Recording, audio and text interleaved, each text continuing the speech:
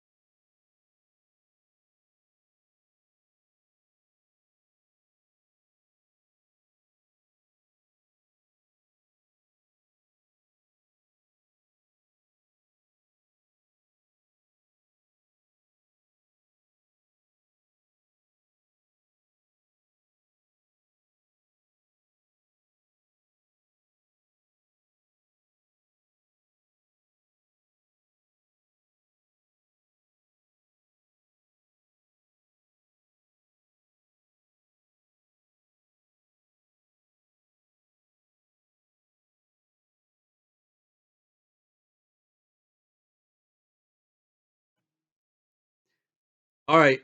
I'm going to start with the most obvious takeaway of this draft that had happened, and I think it did factor into how some teams were constructed.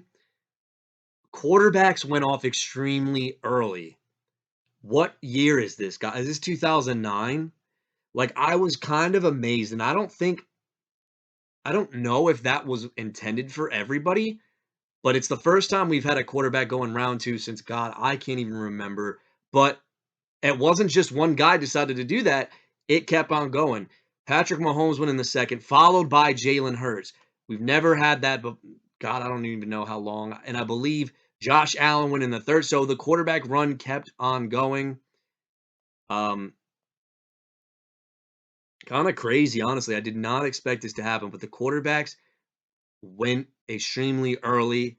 I think that because of it, um, a lot of people, myself included, if you missed on the top four, and I think I would have Lamar at the end of that top four just because of his rushing ability. I think you just had to wait and see what fell to you. And a lot of people, and I think Allen and Rob Coffey benefited the most.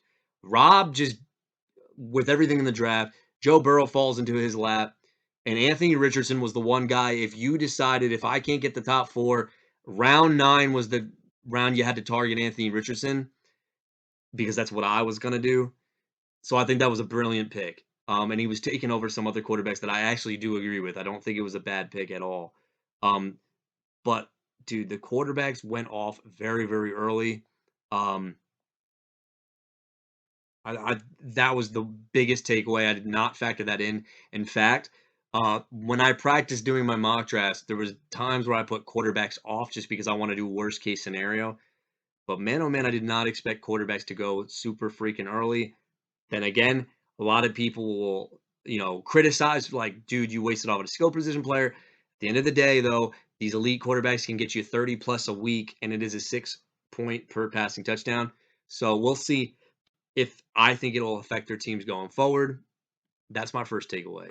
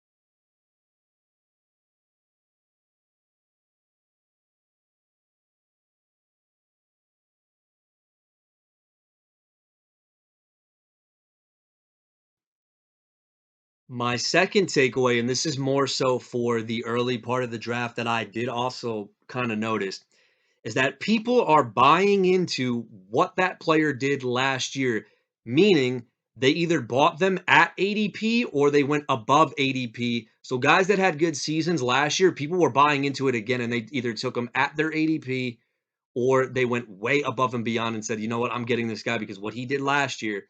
For example, the whole first round, everybody bought guys off of ADP. The only one that was not but built into what they did last year was the Garrett Wilson pick by Harsh. That's kind of an upside swing. So it was kind of interesting to see that. But then in round two, you had guys that also went on ADP. The only guys that fell, Devontae Adams because of the uncertainty with the Raiders, and CeeDee Lamb was the one guy who did fall a lot. But AJ Brown was bought in at ADP. Tony Pollard was also built in at ADP. Um, Round three guys, Josh Allen. You had a lot of guys that were built in based on their ADP early on in the draft. In other words, there were more guys that were taken based on their production last year than guys who actually fell. The only guys that I can kind of look at here that were kind of a little bit mind-boggling that they fell, Barkley, Lamb fell, like the disrespect on CeeDee Lamb. Devonta Adams, I can at least understand because you don't know what's going to happen in Oakland or, excuse me, Vegas. But the CeeDee Lamb was kind of mind boggling. So that was another takeaway I did notice is that guys were built off of ADP. You took them off of the ADP based on what their success was going to be. That's kind of my takeaway on there.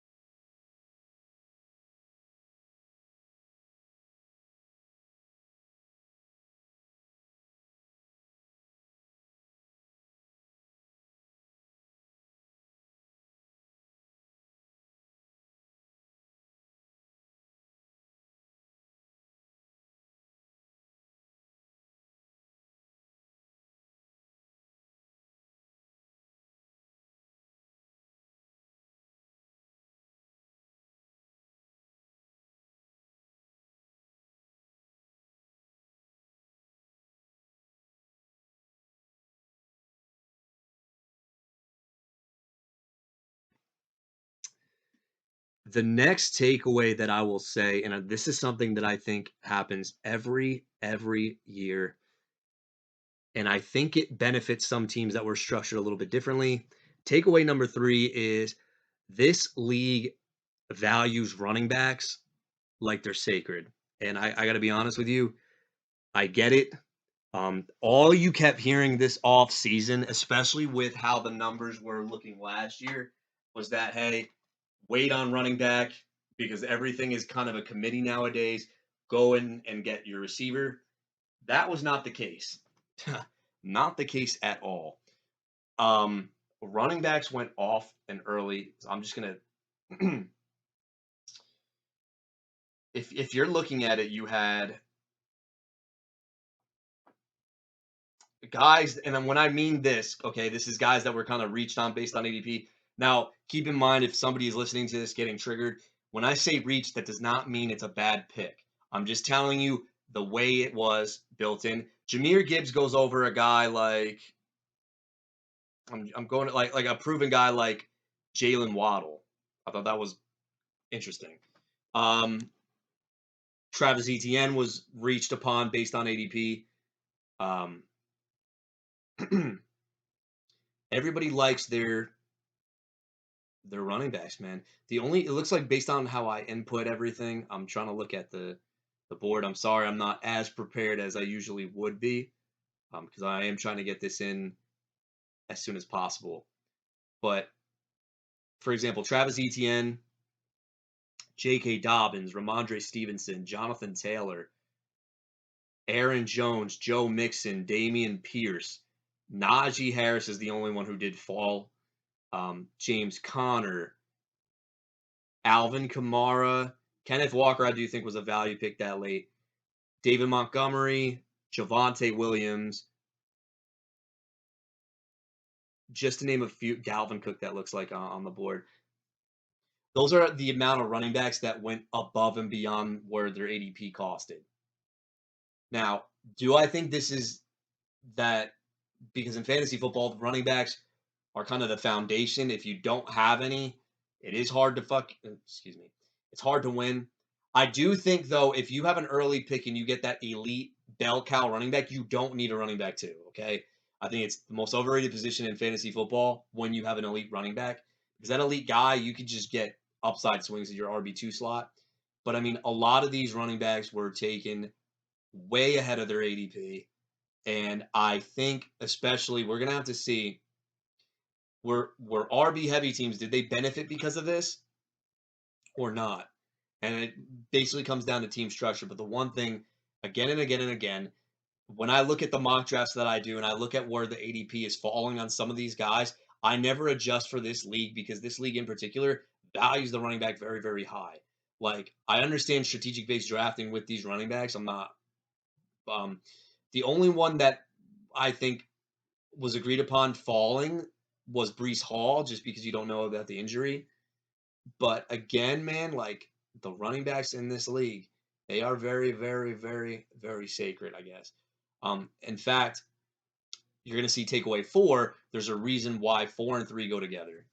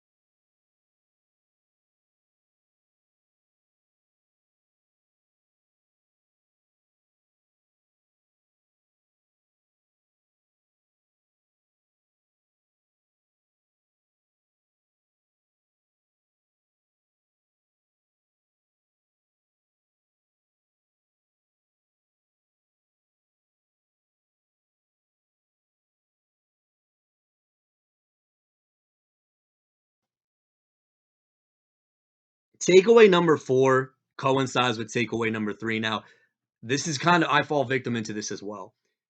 Because of the running backs and the veterans going at ADP, in other words, meaning that they didn't fall, the hype receivers you got at value that you didn't have to necessarily reach on.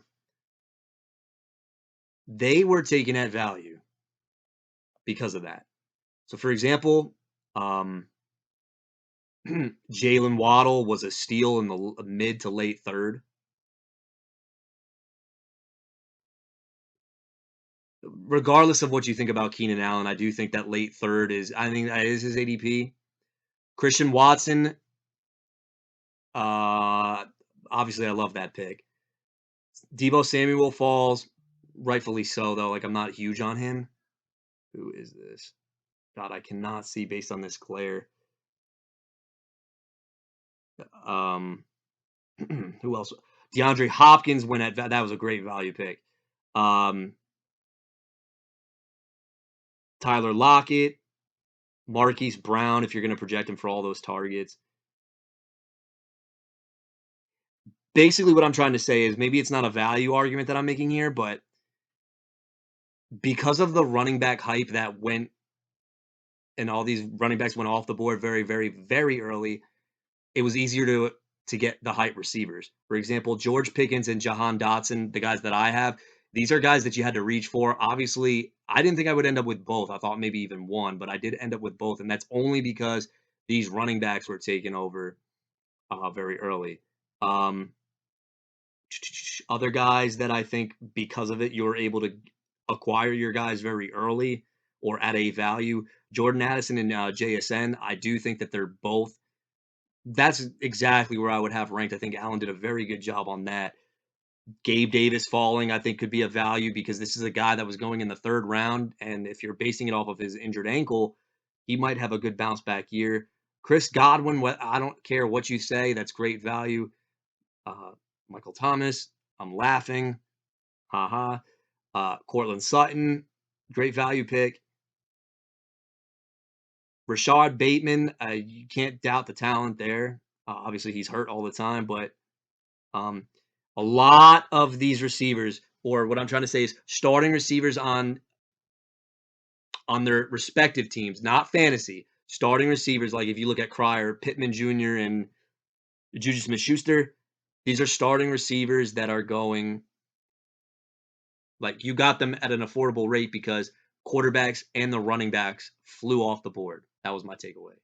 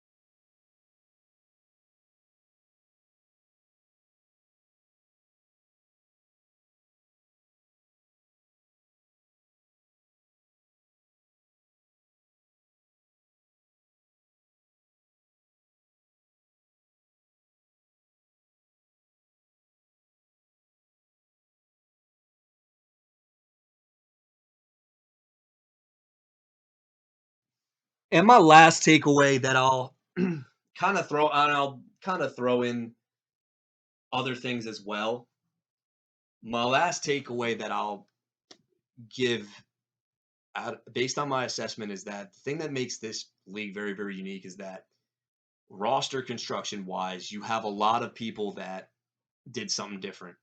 I think there are three teams in particular that went the zero RB or modified zero RB route.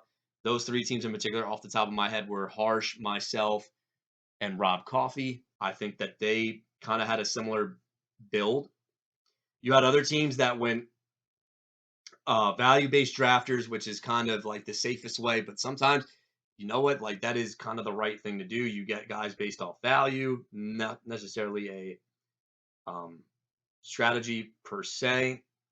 The only the only team that is different, and I want everybody to kind of key on what this guy is doing because this is now 2 years in a row where last year in particular we all looked like this guy just didn't know what the hell he was doing. But I've got to be honest, I think because his team is the only one that is built. No, I apologize. There's another team that did the same strategy a little bit differently, but I do think that his team is a little bit better. You had Alex in particular. That's not the guy I was talking about, by the way. So champ, don't get excited. Um, Alex went zero wide receiver. He didn't take his first wide receiver until round 5, and the other one is going to be out for an extended period of time. However, the guy I was referring to was Allen. Allen is the only one I think that has gone hero wide receiver. So not zero, hero wide receiver. And I think he's taking advantage of where he's being picked down in the board. And I'll give but if you look, he gets his elite wide receiver and says, you know what? This guy is going to be my anchor. I'm going to draft so many running backs in a row. I'm drafting them like they're going to bust. And that's the opposite of the zero RB mentality, or hero RB mentality. You get that anchor running back and say, okay, let me hit on receivers. I'm going to draft like they're going to bust later on. The reason why I'm calling this, I'm not even calling out, pointing out this build is because it's the only one that is drastically different than everybody else in the entire league. And I think because of that, this is why look, you can point the finger at me all you want. Strategic based drafting, if you can outsmart everybody else in the draft room, he's the only one that has this strategy. Nobody else is doing this. And when it comes time to have that plan into full fruition, if this hits like it almost did last year, this is a very, very, very interesting / scary team. So I have to say that this is now 2 years in a row where he's tried this out. And I think it's not saying that he's doing this no matter where he picks, because he knew his guy Ja'Marr Chase was coming off the board at 1. He knows the elite potential that he has. He could finish as the wide receiver 1 this year, absolutely. Because of that, his team is built so drastically different that it gives him an advantage in the waiver wire. It gives him an advantage with trades. It also gives him an advantage of if his second half superstars wind up paying off. This is a team that's going to make a lot of noise like it did last year. So I'm just pointing that out. Because of that, his draft is going to get a very distinct, different report grade than everybody else, because I think everybody else was kind of value based drafter, and then you had 3 teams in particular that went modified zero RB. So that was my last 5th takeaway. I will then go through each roster thoroughly. I will try my best and give my case why I like the team or why I don't like the team. Now, look, I'm putting it out here, so I'm going to be as honest, and I'll eat the crow if the team actually pans out. Now, what I mean by that is don't trade away the guys I said I don't like. But if that team is most of the roster is kept and it works out and I didn't like it and it surprises everybody, good for you. I'll eat the crow. So stay tuned.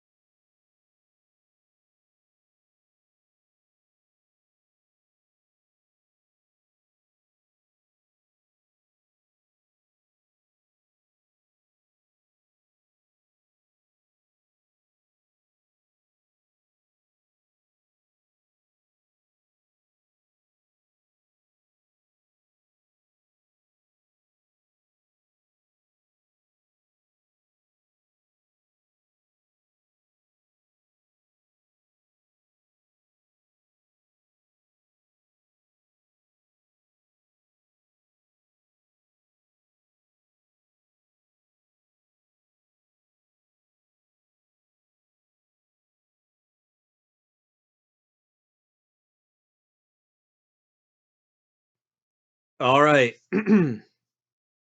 This year is going to be. Hold Oh, wow. I'm sorry. I was looking at the countdown for our season and I'd missed the day's calendar and it said 45 minutes. And I was like, wait, what day are we in? I'm sorry. I just lost my hype. Rewind that.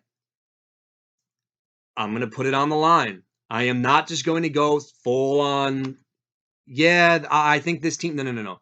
I'm going to give it to you straight.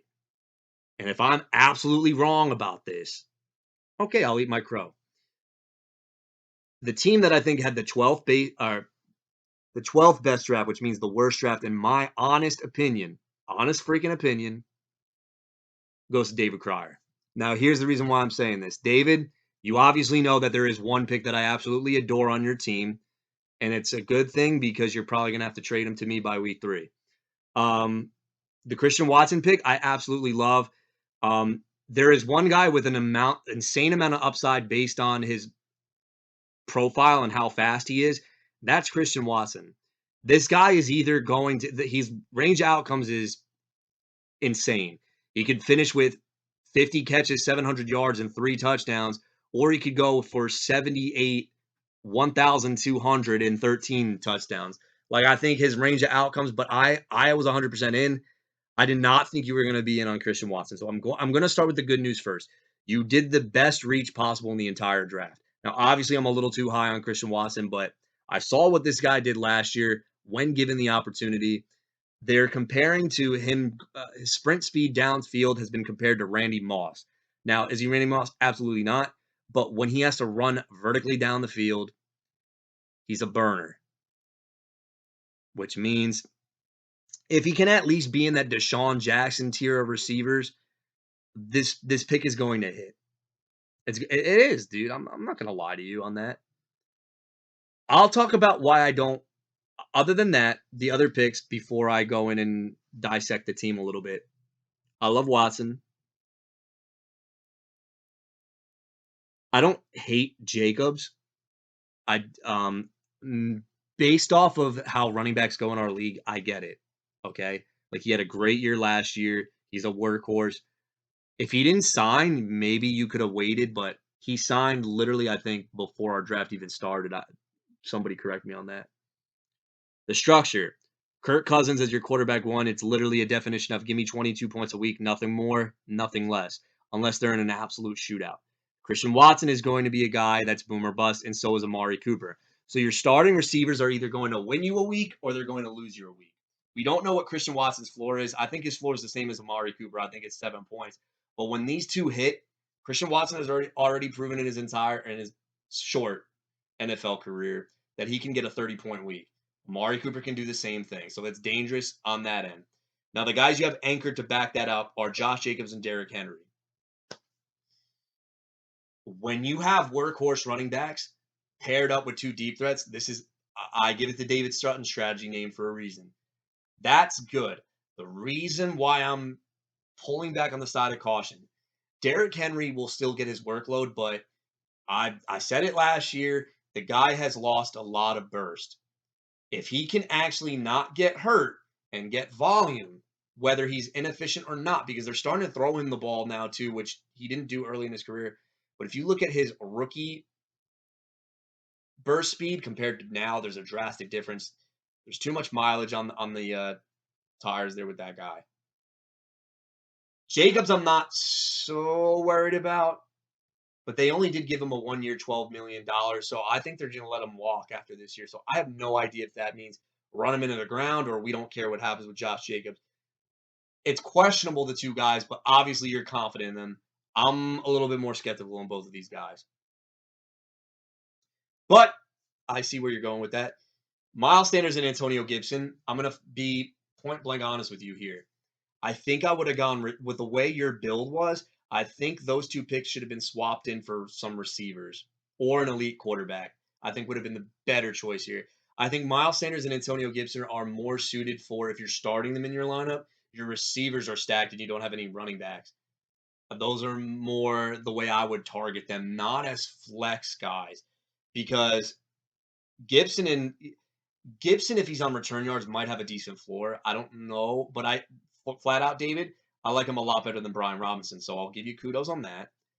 Miles Sanders had a career year last year. Excellent. He now goes to the Carolina Panthers, where he's presumed to be the RB1 on this team. He probably could be, obviously. And the Panthers' running line wasn't bad last year, but we'll see how this offense looks with Bryce Young. These are guys I don't know how they're going to figure into your roster, though. The good news, though, is you have replacements on the bench. Juju Smith-Schuster and Michael Pittman. I'm going to be honest with you. I am very biased, David, because there's a lot of guys that you picked that I don't like. Derrick Henry, Juju, Michael Pittman. I didn't even know you drafted. I was wondering where Dak Prescott was. The setup of this roster makes me a little bit uneasy. Now, granted, you're probably going to now kick my ass week 1 after I said this, but the stack you do have, we have a quarterback tight end stack, which is kind of fun if you kind of think about it.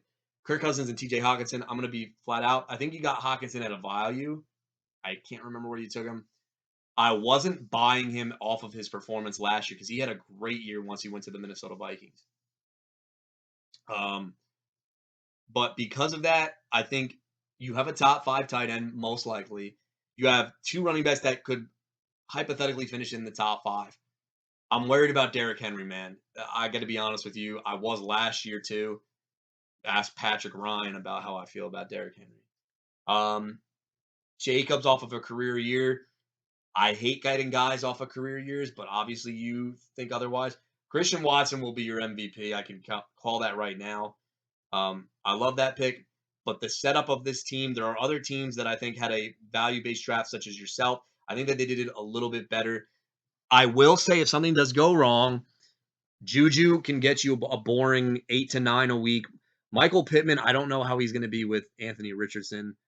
Raheem Mostert, I'm going to flat out tell you right now, I honestly think, oh, wow, Jackson Smith-Njigba was back at practice. Wow.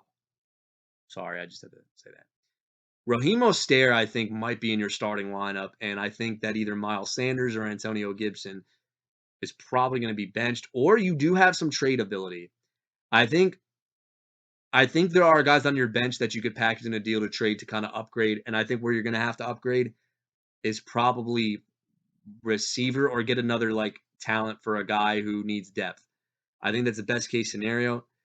David, I'm going to be honest with you. I don't think this team. I'm contradicting myself, obviously, when I say that you're the 12th best draft.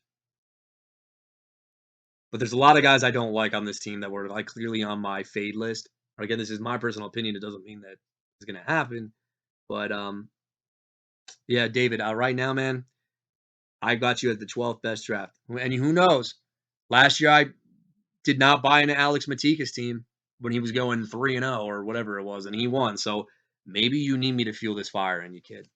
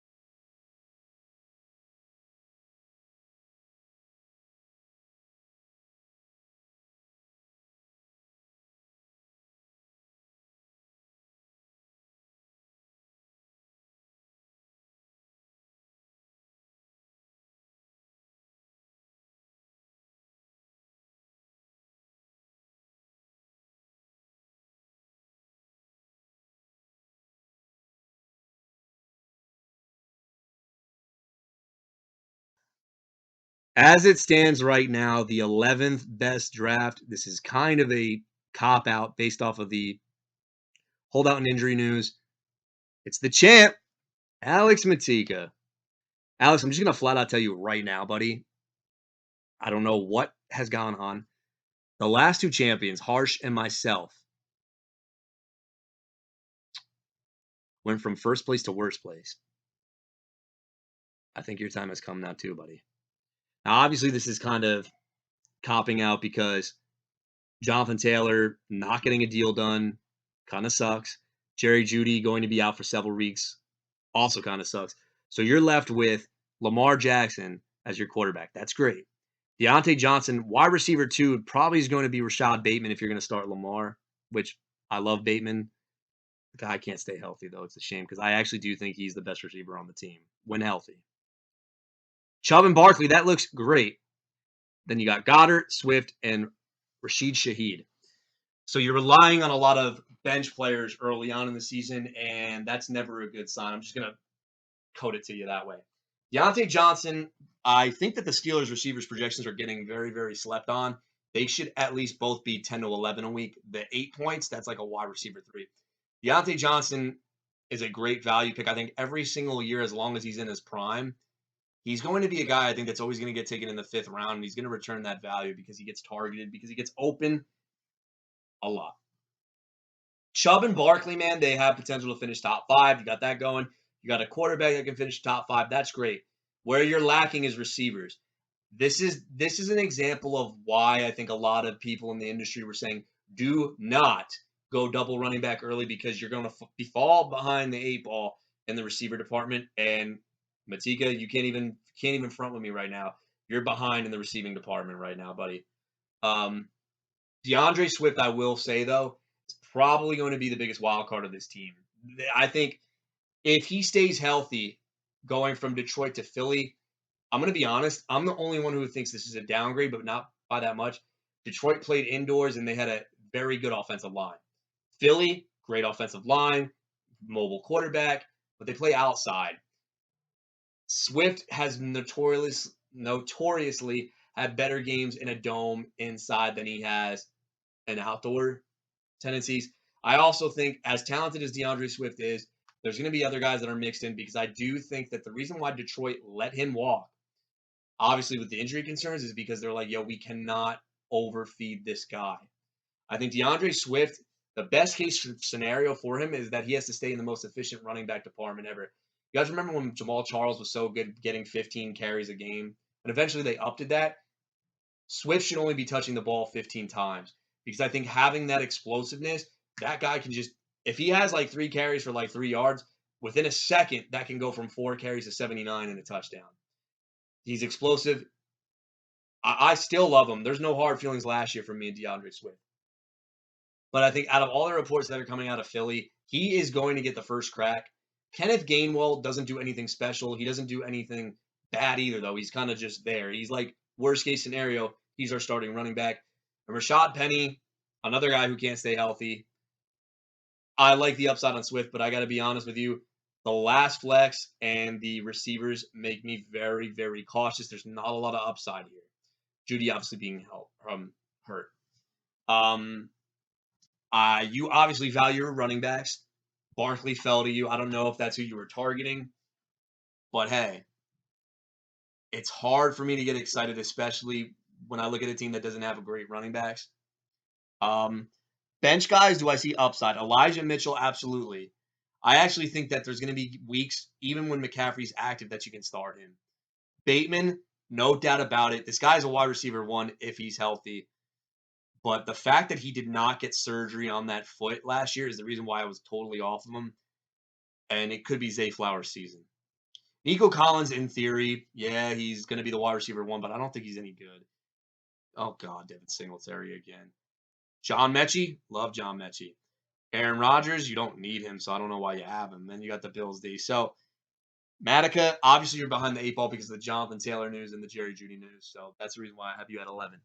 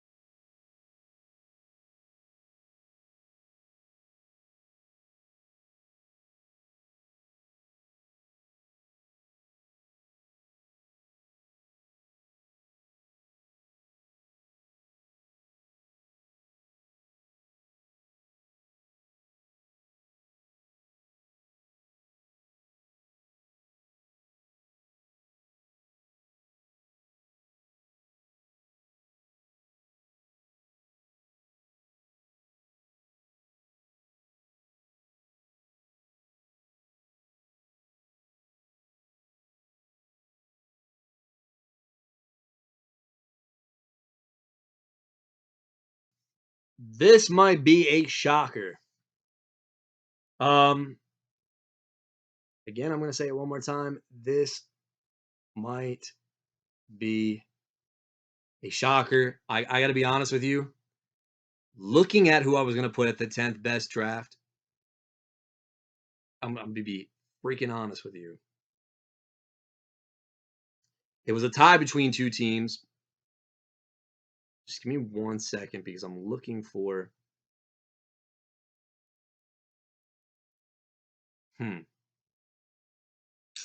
Yeah, I got to be honest with you.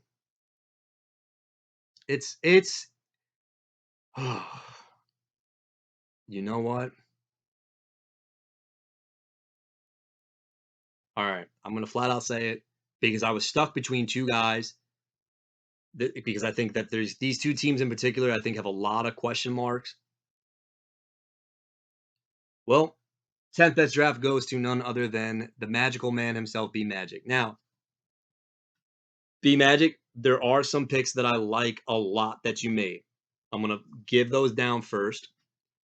I'm gonna be honest with you. I'm not gonna hate you for going Patrick Mahomes. Okay, like the guy's a stud, best quarterback in the league, and no matter what, when he's on your freaking team, you feel good that you have him. Love the Tony Pollard pick as well. This guy has top 5 running back potential.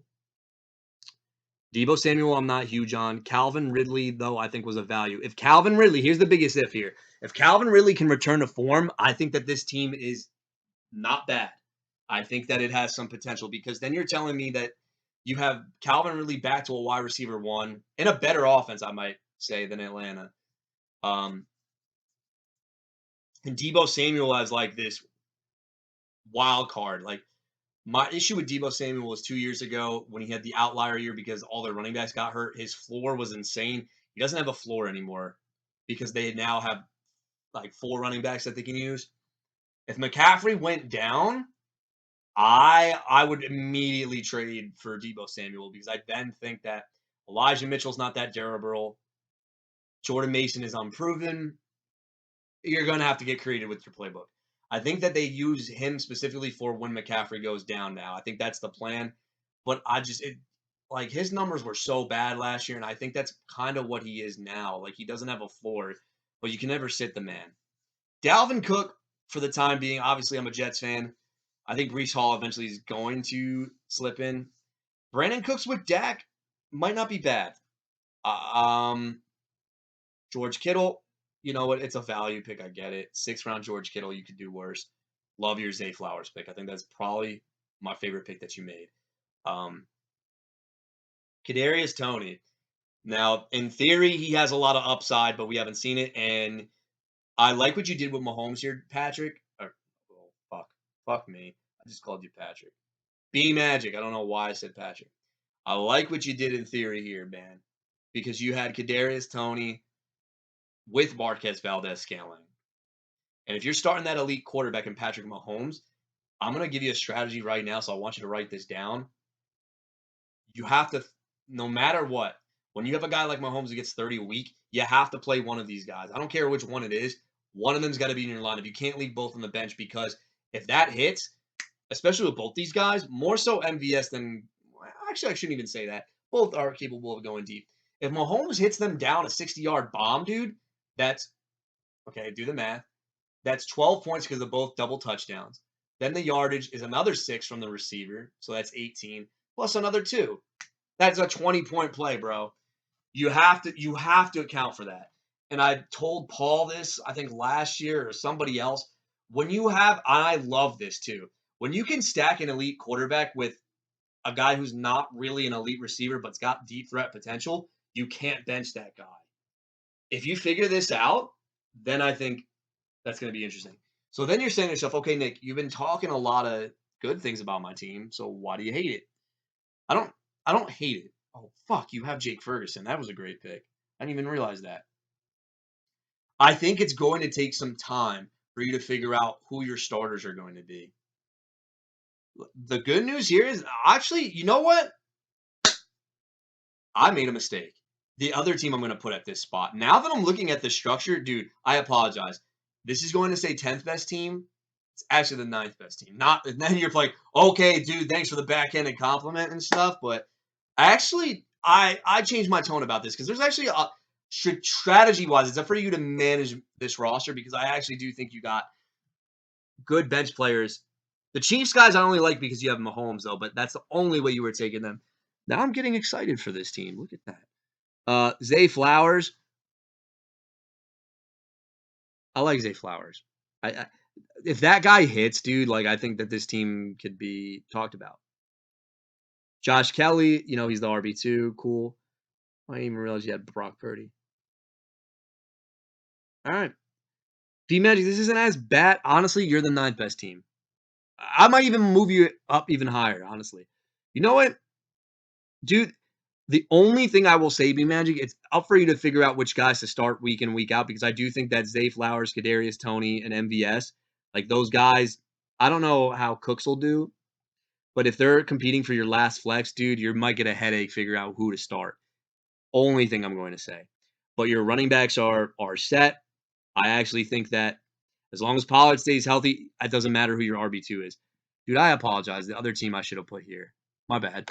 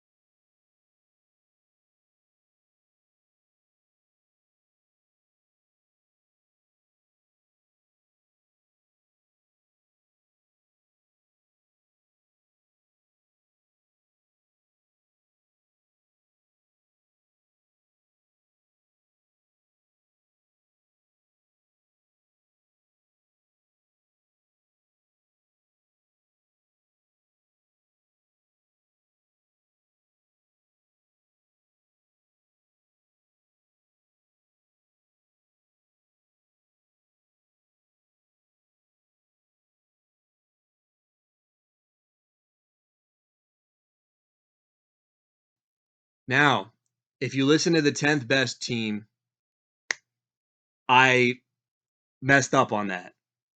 I'm going to tell you why. This team, the title will say ninth best team. I actually think that this should have been the 10th best team because I was trying to debate which team I liked a little bit more. And I thought it was this team until I went down the roster on the last team and I said, maybe I should swap them. The ninth best draft, but really 10th best draft, goes to Johnny J. Fresh. To be honest, John, not one of your best. Last year, I was not big on your team. I'm kind of getting deja vu all over again. Your trades that you did actually were not the reason. I think a lot of people thought, oh, here he goes again. He's going to freak up. But your first three picks, you believe Christian McCaffrey is in a tier of his own. I get it. That's fine. You want safety. You want anything that's guaranteed with your first round pick. Go get your guy. That's what you did. I don't have beef there. Now, you understand that Nicholas DeFrosia is team F tight ends. And I still am. I don't think Mark Andrews should have been picked that high. I'm going to flat out say it. Mark Andrews, yes, he is going to be Lamar's most trusted weapon. But Lamar is now going into a season where he has, albeit, Jay, two of the receivers can't stay healthy for shit. But when there are three capable of wide receivers that could be wide receiver ones. Zay Flowers is a wide receiver one, given volume, obviously. I don't care what anybody says. Rashad Bateman, when healthy, is a wide receiver one. Odell Beckham, when healthy, maybe at this stage in his career, he might be a 2, but he's effective when healthy. It used to be Mark Andrews and a bunch of scrubs. Last year, Andrews had 73 catches, 847 yards, and 5 touchdowns. Obviously, you are going to say that he smashes those numbers. I get it. But in a position where there's only like 2 to 3 tight ends that'll actually go off every year, like, I feel like it's so unnecessary to just go out and get a tight end. Look, I'm being biased, but this is my opinion. The next pick you made was who was it? Oh, your boy Josh Allen, that's fine. I would have loved to see you stack him though with somebody like a Gabe Davis, though. I might have been a little bit more happier with that team. So here's the roster constructed. Christian McCaffrey and Cam Akers. I don't know if you were in on Cam Akers or if this was a value-based pick that fell to you, but there's a guy out there somewhere in fantasy who is probably going to argue with me right now and say, hey, Christian McCaffrey and Cam Akers are going to be the bell cows for their team. They might get 20-plus touches a week. I'm not going to disagree with that. I was huge on Cam Akers coming out of college. The Rams, for whatever reason, weren't happy with him. Then last year, out of nowhere, because Darrell Henderson was awful, they decided, you know what, we don't have any running back. Let's see what you can do. And then he had a great month of December. Nobody's denying that. Obviously, Harsh was in on him as well. If the only way I think Cam Akers can be on that same pace like he was last year is if I think that the Rams are going to be somewhat competitive. Bottom line is this. The Rams, I think, could be in secret tank mode. Their defense is literally Aaron Donald and nobody else. They suck. They're going to be in a lot of shootouts. And if they fall behind, like Sean McVay, I think is out after this year. Hot take. He wanted to leave after they won the Super Bowl, but I think because, like, let's be honest, McVay got them a ring, but he also effed up their future so bad because they gave away all their first round picks for veteran guys. Cam Akers has always been on the hot seat. There's always and I think talent wise, he's a good running back. They tried to trade him last year. If the Rams are starting out slow, either he's going to get benched because he's had fumbling issues in the past too, or some major red flag. But if you think, no, I think that pace will continue, then this is a great pick. And your two running backs, especially Akers, is a great value pick. Now, in order for me to like this team, your receivers got to be good. And I got to be honest with you, Jay, I don't like any of them. DJ Moore, okay?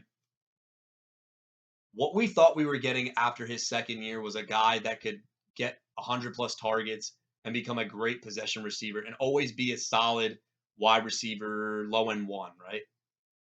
He's now fallen into the boomer bust category. And I think with Justin Fields, I don't think he returns to Carolina Panthers form from like year 2, the year I had him, because I think that's what everybody based DJ Moore off of.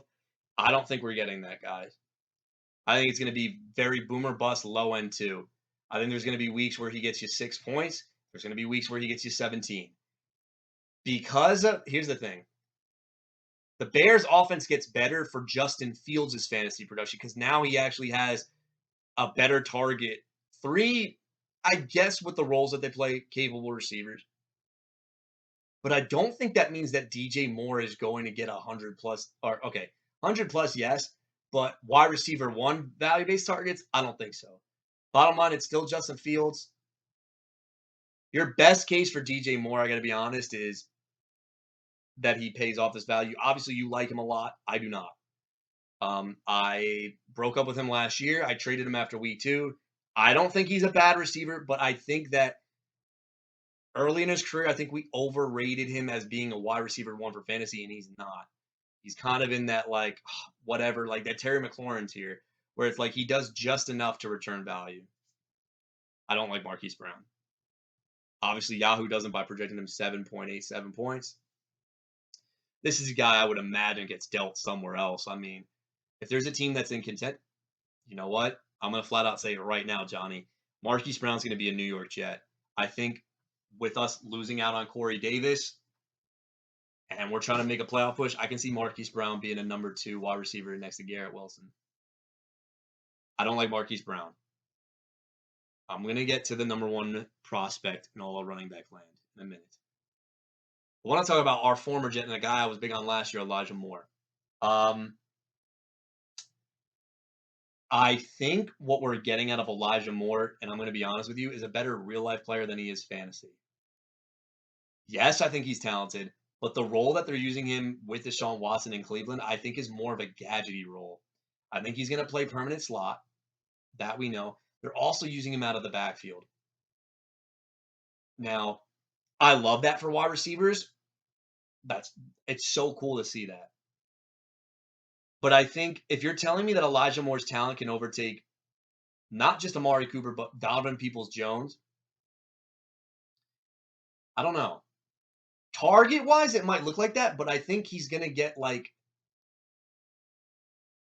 don't think it's going to be valuable targets. What I'm trying to say is Elijah Moore's box score might look like 4 for 45. It might even look like 6 for 68, and you're hoping for a touchdown. My honest projections on Elijah Moore were like 68 catches, 700 yards, and 4 touchdowns. I guess it's a last flex.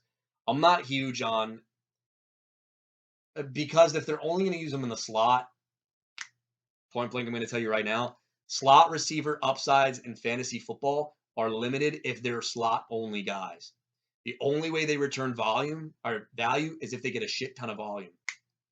Keenan Allen in his prime. I was never big on him. Jarvis Landry. And the new guy, a.k.a. Amon-Ra St. Brown and Cooper Kupp. As much as I love Elijah Moore, he is not in that tier of receiver. I would be shocked if he actually broke out. But I think for what the Browns are doing offensively, I think he's a great mismatch guy. I don't think it's going to be a great fantasy year, though, for him. Rachaad White. I'm going to flat out tell you this right now. Yes, I have Sean Tucker, and this is going to become biased. Pause this right now. Get David Sutton in the room. If you want Jackie in the room, you can get her too. When I watch Rachaad White run a football, he runs like he's got poopy in his diaper. Like, this guy sucks, dude. Like, I literally, when I would look at it, this is why, guys. You need film and stats. You can't go off of just volume. Fantasy loves to get, oh, this guy's going to get a crap ton of volume. That's great. What does he look like on film? Holy cow. This dude couldn't overtake Leonard Fournette last year, okay? The only thing that kept them afloat were targets. I think it's going to be the same thing. I think week 1, who did they play? Minnesota Vikings, which is a very soft defense up front. Their defense is garbage, too. You ready? Rachaad White, 14 carries, 40 yards. It's kind of what I expect. Rachaad White, 7 targets, 5 catches, 25 yards. The only thing that I think is going to keep his fantasy value afloat is the amount of targets. But this guy is literally an RB3 because of volume, not even talent. I think the way he runs is if there's not an open lane, he gets stiff and he sucks. Last year, dude, go watch Rachaad White highlights. I didn't see him break away anything. The only reason why I'm not faulting you for this pick, though, is because you did get him, I guess, 7th round, which I think is okay, but I don't see it, dude. Now, here's something that I'm not going to talk about how you traded up for Allen Lazard, but I will. Believe it or not, I can't believe I'm going to say this. I think that you actually have a better, you know what?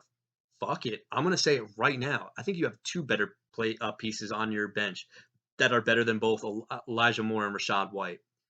One of them is Courtland Sutton. I actually like that pick a lot. When he was featured last year, okay, in the beginning of the season last year for Denver, he was getting valuable targets. They just weren't connecting as often as you would have hoped. But the beginning of the Broncos Country Let's Ride season last year, he was being treated as the alpha, and Jeudy was the secondary go guy. Literally what we thought was happening. Courtland Sutton was going to play the Metcalf role. Jeudy was going to play the Lockett role. And that's exactly how it was. Guess who's out? Jerry Jeudy. Guess who's the only reliable target now? Courtland Sutton. I actually think that you should be starting Courtland Sutton in your lineup until the foreseeable future, more than Elijah Moore, no pun intended, and Rachaad White. Now, the other guy I'm going to talk about, it's not Allen Lazard. I don't know why you love that guy so much. Devon Achane, I think, needs one of Mostert or Jeff Wilson to go down, so I think you're going to hold him until further notice, but I don't think he's a starter running back. This is the guy I'm talking about, Zay Jones. I'm gonna. Okay, obviously Rachaad White's not being benched until you realize that he sucks. But when you do realize that, I think Zay Jones is going to have boomer bust potential. The guy that I would have loved to have seen in this roster build, Johnny, is Gabe Davis. My tone, okay. I wouldn't have been in love with it. But if you had, hear me out on this. If you think McCaffrey and Akers are going to get volume, and then you already have Marquise Brown as a deep threat, but he proved that he was better than that last year. And you had Gabe Davis with Josh Allen, if that hit with those running backs, dude, I would have loved to set up even more. David, if you're listening to this, rip him the fuck off for Gabe Davis because I think the kid needs him, to be honest. I Back to Zay Jones. Sorry I got off tangent on that. Zay Jones. I think he's going to be boomer bust. It's going to be hard though, but if I think that Trevor Lawrence is going to air it out a lot more. Zay Jones is in 2 wide receiver sets. Christian Kirk, I believe his value goes down. I think he's kind of a floor play now with Ridley being there. Zay Jones is an underrated receiver. I like that pick a lot. I just gonna flat out tell you that I like that pick a lot. Dalton Kincaid, I know. Bottom line is this: I'm helping you out here, kid. I would trade Mark Andrews for something and just say fuck tight end and put in Kincaid. Gallup, whatever. I'll flat out. I'm not huge on Gallup. Vintage Harsh is very big on Michael Gallup though, so do with that information what you will. Kyler Murray, there's no reason for you to have him when you have Josh Allen, Wan'Dale Robinson. I know draft capital, but my theory on the Giants receivers is unless Darren Waller gets hurt, I think that every receiver is going to get like 5 targets a game. I think Waller is going to average around 10 a week. Everybody else is kind of pick your poison. I think Paris Campbell's got the slot job for now, but that's another guy who can't stay healthy. J. The reason why I'm not huge on this team is it's the receivers. I think Sutton's got potential, though, to definitely return value. Zay Jones is going to be boom or bust. And the question marks with Cam Akers. Those are the reasons why I am not so big on the Ahern team. Biggest takeaway from this? Trade for Gabe Davis immediately.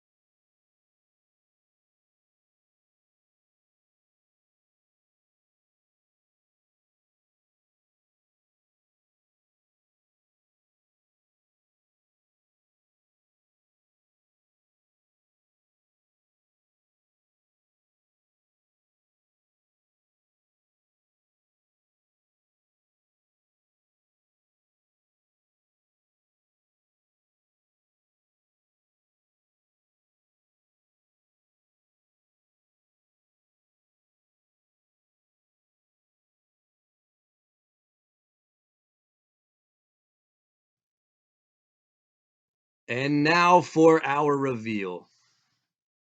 Who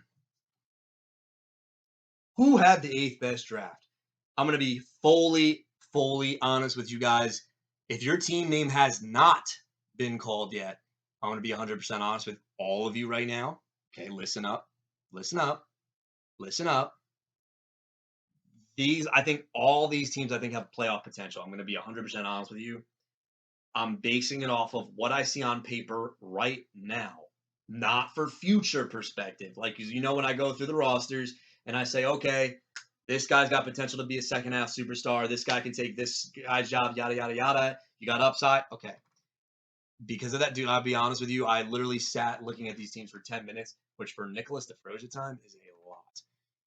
The team that I think had the eighth best draft in our fantasy football league is Paul Percall. Paul, this is not, if you read what I said, Paul, I don't think that doesn't mean you're finishing in eighth. It's the draft. I'm going to go through it. You obviously traded out of the first round to get some depth. And I'm going to be honest with you. The picks that you made, your first pick was, I think it was Amon-Ra St. Brown or Travis Kelce. It don't matter because I think they were close in each other. Amon-Ra St. Brown. I want to start with that guy for a second. If it was Kelce, whatever, it's the same crap. Kelce is your man. He is in a tight end tier on his own. We get it. Is there anything left to talk about? No. He's a touchdown machine, and you're pairing him up with a guy who's going to get a lot of targets, but touchdowns are kind of meh. I want to explain Amon-Ra St. Brown for a second. The fantasy industry loves Amon-Ra St. Brown because what do the fantasy nerds like to do? Project volume. Go figure. They didn't do anything to get a wide receiver. Jameson Williams is suspended, and he's got a hamstring problem. Jameson Williams, by the way, looking like a bust early in his career. Jared Goff literally has one guy to throw to that's reliable. That's Amon-Ra St. Brown. Fantasyland is now projecting this guy to get 200 targets. Is that insane based on that data? It's not. I'm going to tell you why I'm not. I'm going to be flat out right now. And this is not a knock. I'm the only one who's not big on Amon-Ra St. Brown. I saw Amon-Ra St. Brown in a full PPR go in an expert draft. 3 overall. Okay. For full PPR, maybe you can make the case for that. I think he's a safe. But this is half PPR. My issue with Amon-Ra St. Brown to rank him as a top 5 receiver, like he's going over guys like Tyreek Hill, Stephon Diggs. He's a slot only guy. Now, if you've listened to my podcast in the past, guys who are featured as slot only guys, it's hard for them to return value unless their draft capital is extremely high. The exception, Cooper Kupp, a healthy Keenan Allen, but Keenan Allen didn't start his career in the slot. He transitioned into that. The other guy, it's slipping my mind. CeeDee Lamb, I think, is kind of an outlier because I think he could play outside. They just don't use him. But for a guy, and I like him as a player a lot, it's just, man, oh man, I don't know if he can finish top 5. That's the reason why I passed up on him. I think he's going to get a lot of targets, but I think they're literally within the line of scrimmage. I think his floor is amazing, Paul. I think his floor is kind of like, what would I say his floor is? Like 10 catches, 80 yards.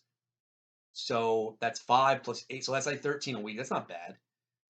But like he doesn't go deep. The only time unless they adjust the playbook, the only time he ever goes deep is when they hit play action in a deep crossing route. Everything else, it's like hitch, zones, outs. It's within the yard markers. And I'm like, you know what? He's a perfect wide receiver 2 to have. I would not have him as a 1. Based off of your team construction, he kind of is your number 2. So I'm not hating him. I just think that his range of outcomes, there are a lot of people who think he's the next Cooper Kupp.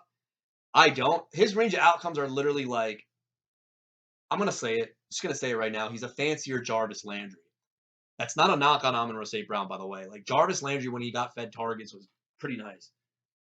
But like, I don't know. Like he's not a good offense, by the way. I don't know. I think he's worst case scenario. He finishes as a wide receiver 2. He finishes outside the top 12, but it'll be like 13. I do think he'll finish within the top 10, Paul. So I'll give you that. But I don't think there are experts out there, Paul. I swear to God, that are putting this guy on a pedestal and already having him as a top 5 wide receiver. And there's a lot of people who think that he's getting picked 6th overall. If he proves me wrong, holy cow. But I just think he's a top 10. But the way you have your roster constructed, he's perfect for the build because you also have a Jalen Waddle to go with him. Now, the thing with Jalen Waddle is he is not the number 1 anymore, but he is probably the best wide receiver 2 in the entire National Football League. And in an offense that plays up tempo, fast pace, and a cheetah to deal with, I love what you did here. Travis Kelce with Waddle and Amon-Ra St. Brown. That's great. Oh, and by the way, you have a cheat code in Justin Fields at quarterback. The guys that we just mentioned right there, Paul, if they freaking hit, holy moly, Paul, unbelievable. Yeah, dude, you could get 100 points combined from those guys. I'm not even kidding. So right off the bat, those are 4 players I love, and the way you're constructed it, beautiful. Here's where I'm getting some pullback. Joe Mixon, I'll give you this. He's one of the worst starting running backs at this stage in his career. But have you seen the junk that's behind him? Unfortunately for the Bengals, they have to win now, and he's their best option. Because of that, he's still going to get volume. I don't care what anybody says. You can hate Joe Mixon all you want. He's the best that they got. I hate Alexander Madison, by the way. I like Ty Chandler a lot. Biased, okay. Madison he's okay. I just think that the Vikings are going to be a pass first team, though. McLaurin is hurt. This is why I put you at the 8th. Remember what I said? Paul, don't pound your fist. It's because of what I'm seeing right now. I don't know how, if this lingers on, I think it could be an issue. So let's take a look at the bench. Chig Okonkwo, I don't even think you need him. You can drop him. But I do like his hypothetical upside. Rashad Penny's an interesting one. This guy is either going to be cut in 2 weeks or become a league winner if he's healthy. I figured out your last flex. Do you think I'm bullshitting? Ask Johnny, ask David Texton as soon as I say this. I love Odell Beckham this year. I am the only one that loves Odell Beckham this year. I'm not kidding. This is Lamar's best weapon that he's played with. Granted, he's my age now. He's 31. I'll actually be 32 in 4 hours. But, dude, I like this pick a lot. I'm not even kidding with you right now. I like Odell Beckham. I think that the fantasy industry likes to point out the next breakout candidates. Rashad Bateman being the one, but he's been hurt. Zay Flowers looks amazing, by the way. But Odell Beckham is going to have classic Odell Beckham weeks. I think because it's late in his age. Do we remember how good he was with the Rams complimenting Cooper Kupp? Because I didn't. Not to mention the fact Odell Beckham's field presence and his awareness, that's something that you don't lose with age. Lamar Jackson is by far the best. Okay, maybe not the best, but the most mobile.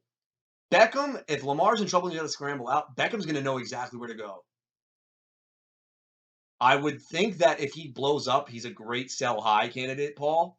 I love Odell Beckham in this Ravens offense. A lot of people think I was bullshitting. I am not. The thing that I like about him a lot, too, he's Lamar's best weapon because Odell can still blow by people, but Odell can also make contested catches. Other than Mark Andrews over the middle of the field, I'll wait. I'll pound my foot. Has Lamar Jackson ever having a contested catch guy? Answer is no. He's played with, who was that fucking scrub that got? Oh, okay. Michael Crabtree for like a playoff game. Okay. But then he was kind of shot at that point. Devin Duvernay, Rashad Bateman, Marquise Brown, James Prochet, Miles Boykin. Do I need to go any further? None of those guys are contested catch guys. So I've never big on Lamar when he came out of college, but I will defend him in this point that he has not had viable wide receivers. 2 years ago, when it was Bateman on the outside, Marquise Brown, and Andrews, I think that was the best. But I would easily take Zay Flowers, Rashad Bateman, and the best receiver he's ever played with, Odell Beckham.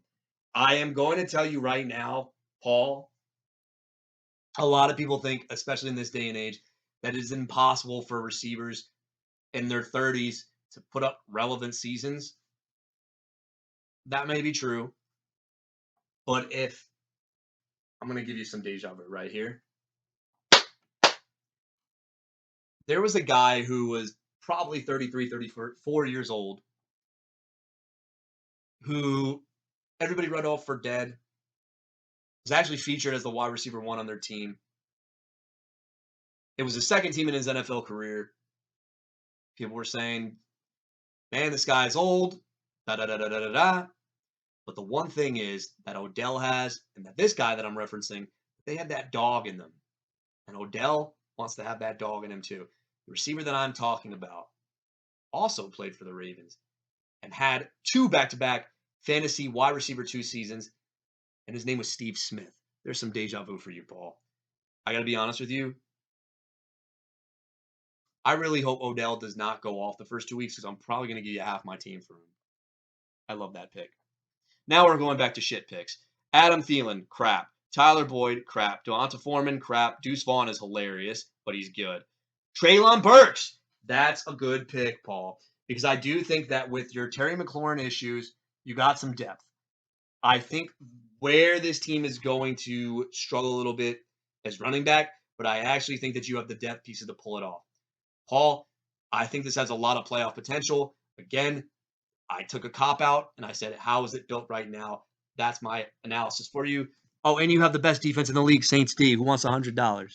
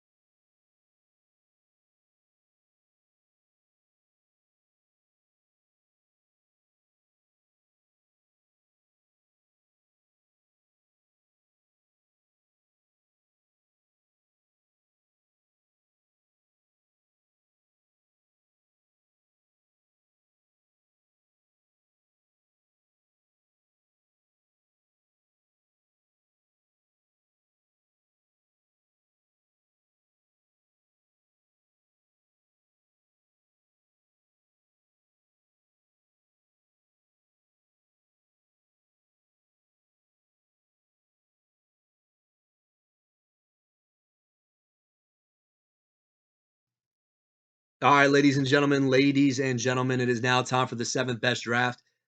Again, if you heard what I said on the 8th best draft, all these teams I think have a lot of playoff aspirations and a lot of playoff potential. I do think that this one's got a lot of hype with it.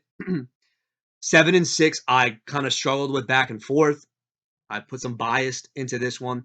7th best draft goes to the vintage one, Vintage Harsh. Let's get right into it. You're a douchebag for taking Garrett Wilson before me, you asshole. But you paired him up with his Ohio State teammate in Chris Olave. Now, Garrett Wilson, I'm going to flat out say, will finish top 5 wide receiver. Chris Olave, there are a lot of people who are in on him. There are a lot of people who are out on him just because the Saints might just play slow. They might run the ball a million times a game. But Olave should be treated as a wide receiver 1. I don't know if he finishes top 10. I think top 15 probably. But he's talented. Both him and Garrett Wilson, great talented stack you got there. Taking a page out of Alan Williams' playbook.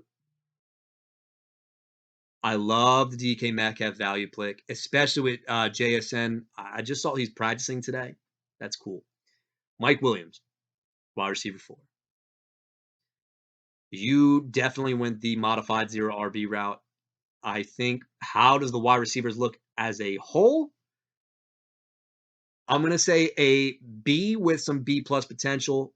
I think Garrett Wilson will get his touchdowns. Mike Williams is always a touchdown maker. And DK Metcalf, other than last year, there's a lot of touchdowns to be had with these wide receivers. I love it when you get a touchdown potential. Now, the icing on the cake to make this work was you stacked Mike Williams with Justin Herbert. I've been saying this, and I'm going to flat out tell you right now. I haven't checked everybody's team, so if I find something else, I'll text you or something. This is my favorite stack when healthy. Herbert's probably going to lead the league in passing yardage. Herbert is also a guy that you want to stack with a guy who gets touchdowns. Do not stack him with Keenan Allen. Unless they want Keenan Allen to run more vertical routes this year, which I saw, and that could work out in my favor. It might backfire. But, okay, listen up. The problem with this, stacking him with Keenan Allen, he's the possession guy. So on a drive where Herbert goes 4 completions to Keenan Allen for like 35 yards, Keenan Allen hasn't been known to get touchdowns. But when Mike Williams gets a touchdown, it's either going to be a 10-yard fade in the end zone or he's getting a jump ball deep for like 45 plus. And when that connection hits, it's a lot of fantasy points. I love that stack. The running backs, Dameon Pierce, it's literally a volume play.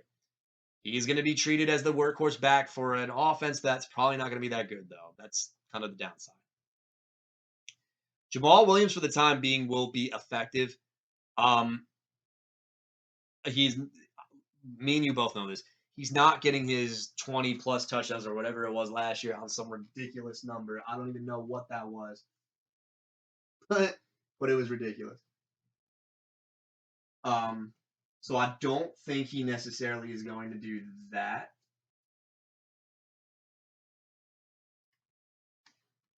But what I can tell you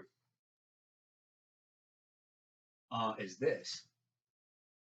Jamal Williams is one of the biggest characters in all of football. I love him. He's hilarious. I think everybody should be like Jamal Williams. He's still going to be the goal line back. The only thing that really would kill his value completely for fantasy is if Taysom Hill comes back, because the only thing Jamal Williams really has going for him is touchdowns, because when Kamara comes back, he's going to be the second back in rotation. Keandre Miller is still going to get his snaps. So I think for the time being, he's going to be good. Tyler Higbee as your tight end. You could do worse.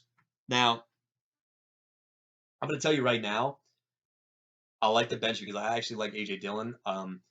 Packers offense, I think a lot of people are hating on. I think they were the best offense to go attack at discounted prices. Aaron Jones being one of them, A.J. Dillon being the other. I've always had Aaron Jones for the most part, other than that 1B Magic year where you beat him in the finals. But I actually think that A.J. Dillon is going to have an incredible season. I actually think that he's going to be the primary rusher in this offense. I think that Jones is still going to be the 1A back. He's going to get the most catches, though. I think that's the way they want to use him now. I think A.J. Dillon might have a career year in rushing touchdowns. I'm going to flat out say it. You got some upside with the receivers, too. Now, if you go 0 RB, the one thing that you can't do is not have a good startable receiver on the bench. Sky Moore's got upside. So if one of these guys busts, you got backup plans. Tyler Algier, I didn't even realize you took Tyler Algier. I mean, if Bijan goes down. Kenneth Gainwell, this is literally a bet against either Penny or Swift. Jonathan Mingo, look, dude, I hate the Panthers receiving core. He might be the guy. I don't like Rondale Moore and Zach Moss. If Jonathan Taylor doesn't play, this could be a steal of the draft, too. So, obviously, the running back situation will kind of figure itself out. Your team was exactly built like mine. Now that I'm thinking about it, I probably could even make the argument that I should have your team over mine. And the only reason why I'm saying that is because you have a proven quarterback. I don't. And our running backs are kind of similar for now, I guess. It's just a matter of whose receivers do you like a little bit more, I guess. Oh, and Commander Thay. Oh, against Arizona is actually a good fucking start. I think you could make the argument. I like the way it's set up. I think that 3 of us obviously went the same strategy. It's funny because it's the 3 that go to the beach. Start the collusion rumors again if you want. But I actually think this team will. I like the touchdown upside a lot. I'm going to make an outrageous statement, but the 4 starting receivers that you have, if you told me right now that they played all 17 games this season, they're probably going to combine for 40 touchdowns. Jump up out of your seat. No, dude, I'm going to tell you right now, the floor is kind of questionable with your flex guys, but they are they're huge. So, dude, honestly, like now that I'm looking at this has a lot of touchdown potential everywhere. I'm going to make an even bolder statement and say, like, if you wanted to go balls deep, dude. If you wanted to upgrade one of those receivers, Like, I would package Dameon Pierce and one of your flex receivers, put in A.J. Dillon to go with Jamal Williams, and try to get, like, a Tyreek Hill somewhere down the line. I actually think there's a lot you can do management-wise with this team. I think it's got playoff aspirations, that's for sure. It's just a matter of, can Dameon Pierce at least be a flex option at least, right? I like it.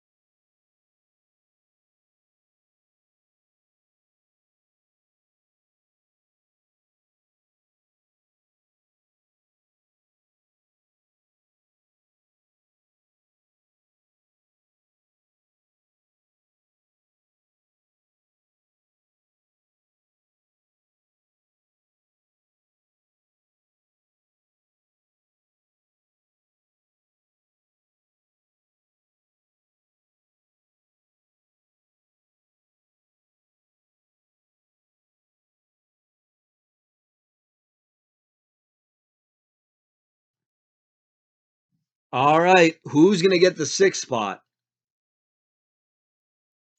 None other than yours truly, the commish.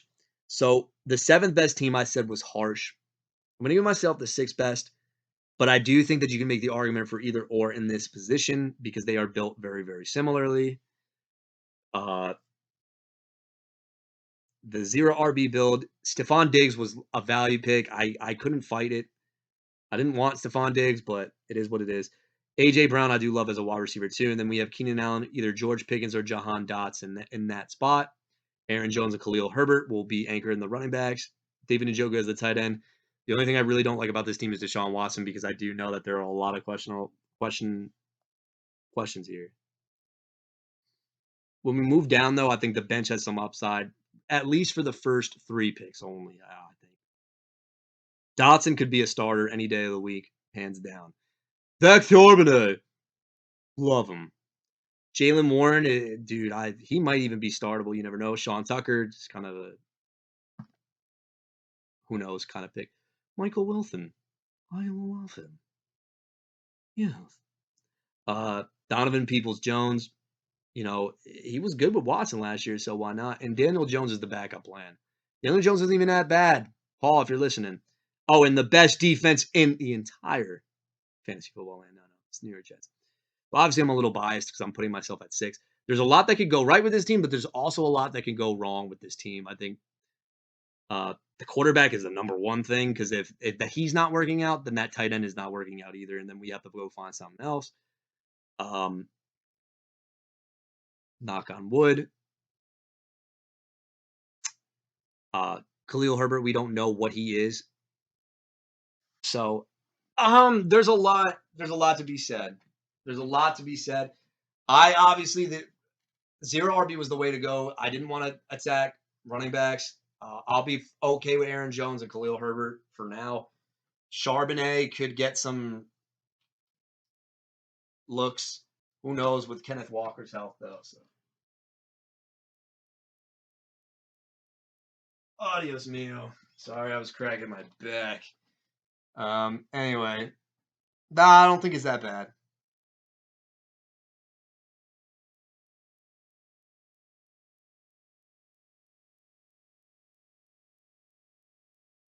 Max Sharpman.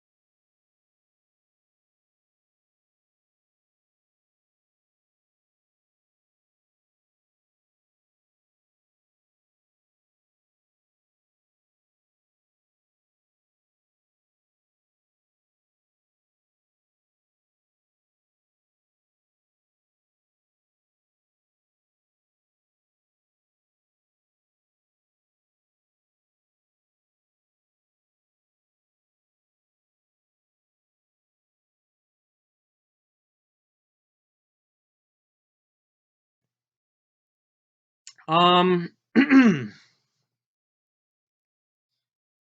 didn't know what to do with this team at first. Then I got a glimpse of it. I like it. Fifth best draft, Andre Jones. Tua could either be good or bad this year. I have yet to decide which route I'm leaning in. CeeDee Lamb, one of the best value picks in the entire draft. Chris Godwin to go with him. I don't know if I like Godwin that much. I think wide receiver 2 might be an issue with you, but I like Bijan a lot. I love Ramondre Stevenson, especially with Ty Montgomery gone, dude. Evan Ingram was a good value pick. Tyler Lockett, I think he might be boomer bust at this stage in his career. Najee Harris, as bad as he is a good volume play. He's still, I mean, look, he got 1,000 yards last year, so they're still going to feed him the rock. Jalen Warren will nudge into that a little bit, but bench, what? Oh my God, you got 2 Bucks receivers. I didn't even realize that. One of them's got to get traded, I feel like. Mike Evans might be the guy. Michael Thomas, look, you'll cut him after week 2. Brian Robinson is a bench piece if you need it. Here's why I like this team a lot. Oh, you got Geno, too. You got Geno. Oh, I love Roschon Johnson. The reason why I'm big on this team in particular is because I think there's a lot of depth here. It's one of the deepest teams. Now, granted, it's like flex depth, but like I don't think anybody's complaining if they have to start Mike Evans, Michael Thomas, maybe, but it's a different situation. It's not bad. Not bad at all.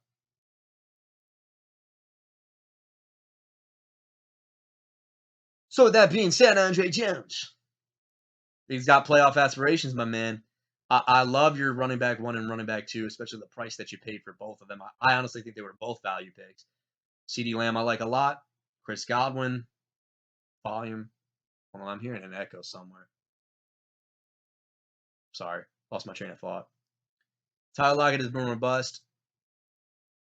Jalen Hyatt, I think there's upside, but I don't know if he's going to be fantasy available. Oh, Ty Chandler, I skipped over. Love Ty Chandler. I have him in Dynasty.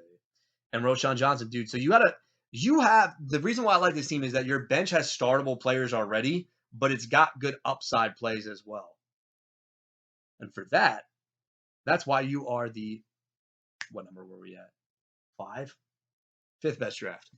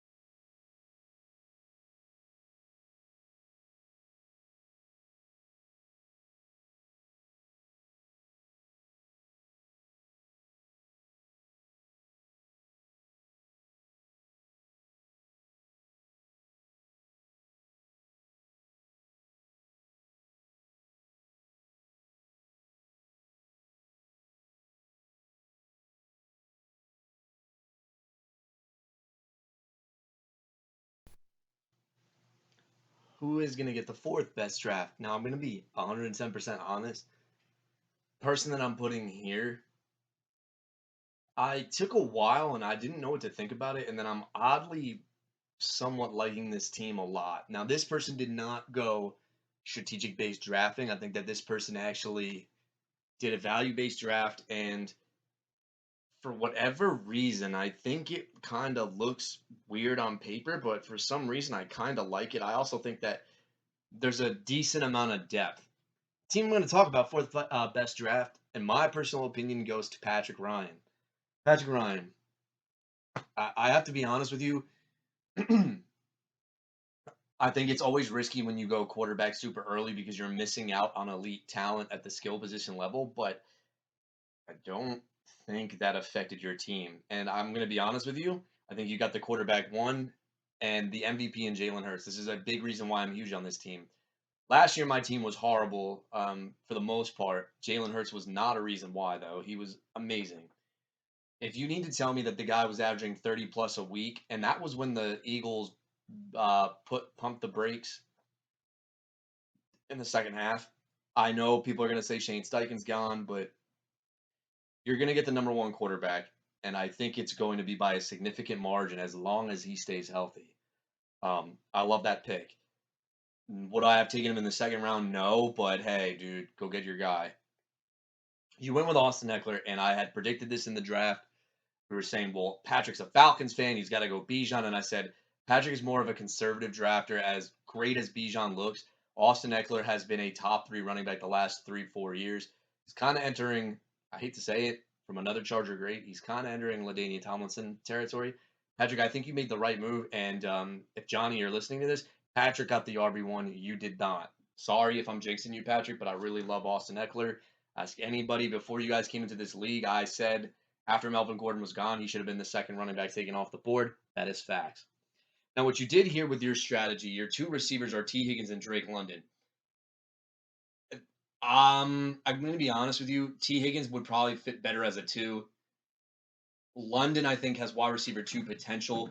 The only concern I have with Drake London is the Falcons' offense. If the Falcons are winning games, they're not going to throw the ball. Bijan's going to get 20 plus. Tyler Algier will get some carries sprinkled in. However, the case you're making for Drake London, because I did trade for him last year, when Ritter took over as quarterback, he became very, very efficient. And obviously, he was the number 1 wide receiver taken that year. Drake London is going to be a guy that you draft that's either going to make your team or break your team. I have yet to decide where I am on that stance with Drake London. I love the talent, but like, is Arthur Smith really going to give him the volume that he needs? The good news about it, though, is if you think your Falcons are going to stink this year, that means that they're going to be trailing in games, which means that they're going to have to throw the ball. So take it for what it is. I want to start with T. Higgins. This guy could probably be a number 1 on any other team. Joe Burrow throws a shit ton of passes a game. They're going to have to rely on their alpha receivers in Ja'Marr Chase and T. Higgins. The only thing, obviously, T. Higgins, I don't think can finish as a wide receiver 1 as long as Ja'Marr Chase is healthy. But you've seen the games when Ja'Marr Chase is out. T. Higgins commands the most targets because he is an alpha as well. So right off the bat, I think there's question marks there. But I don't think with the strategy that you did, I don't think it's going to kill you. Isaiah Pacheco, which Yahoo is very big on the projections, you got as your RB2. I think you got him at a good value. Anytime you can target those running backs in the mid rounds, I think the rule of thumb is because a lot of them bust, just take the one that's on a good offense. Isaiah Pacheco and I think David Montgomery, I think were the 2 best value guys. I don't remember where you got Pacheco, either 6th or 5th round.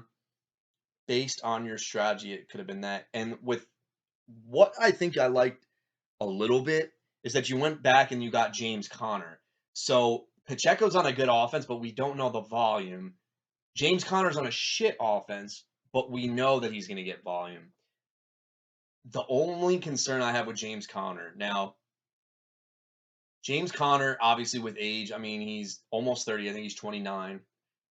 He has an injury history. I mean, he's hurt every single year. That's what James Conner is. But last year when he came back, he finished as an RB1 in that month of December, which is good. James Conner, I think, is more built for the teams that were going 0 RB. But if you're getting all that volume, I think it's the same argument I'm making for Cam Akers that I did on Johnny's team. If you're going to get all that volume on a team that's kind of shaky, and we know the Cardinals are probably going to get the first pick, it's either them or the Raiders this year. There's a chance, though, because he is a veteran, that he does get dealt, and then he could screw up a backfield situation. My guess is teams like Miami that kind of they have running backs, but they don't know if they like them as much. I don't. The thing that would really shoot you in the ass right now is if he goes to Kansas City, because I think that they're always in talks with running backs just because Pacheco's a 7th round pick. That would really kill your stock. But regardless, as of right now, he's a volume hog, and he does a lot better when Kyler Murray is not the quarterback, because then he can get those goal line touches. And your last flex is Brandon Ayuk, who is, let's be honest, he's a breakout candidate. My take on the San Francisco 49ers, guys, is I don't like paying a premium for them because that offense, one week it's one guy, and then everybody else gets left out.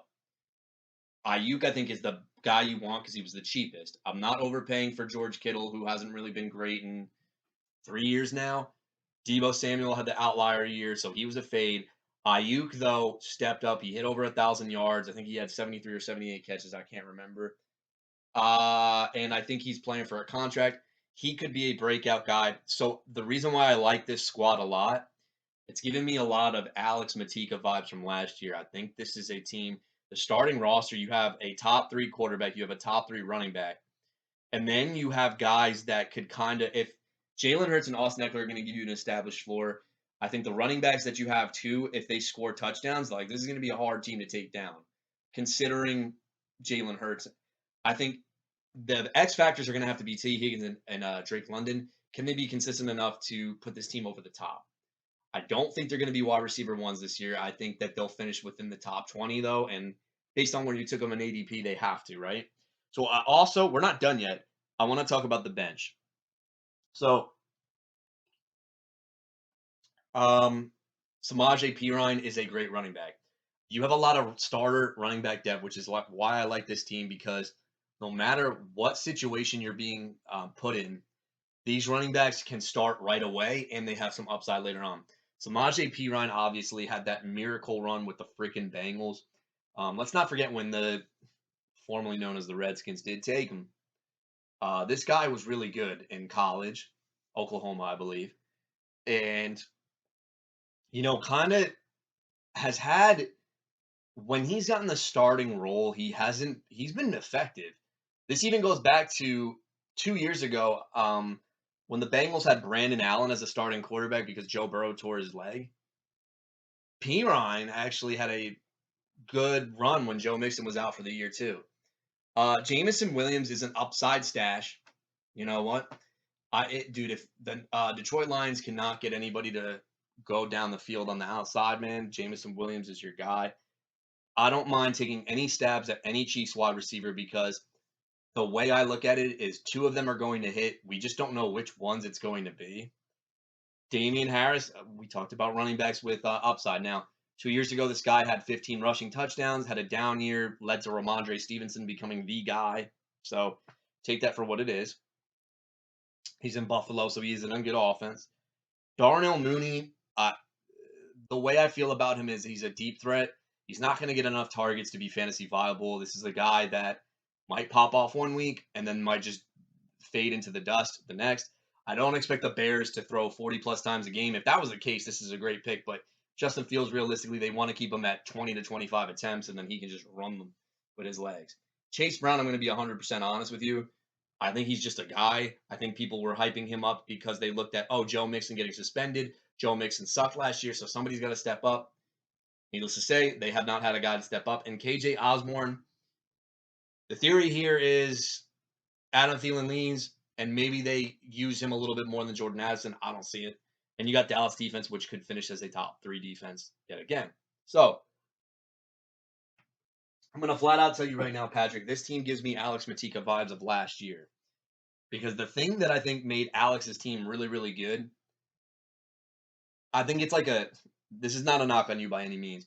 It's like a dollar store version of Matika because you have Austin Eckler, which both of you had.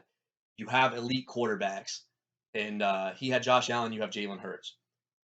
The dollar store version, what I'm talking about though, is CeeDee Lamb and AJ Brown. Your receivers are not coming close to them, but they could probably finish within the top, whatchamacallit, and your team is kind of set up like his.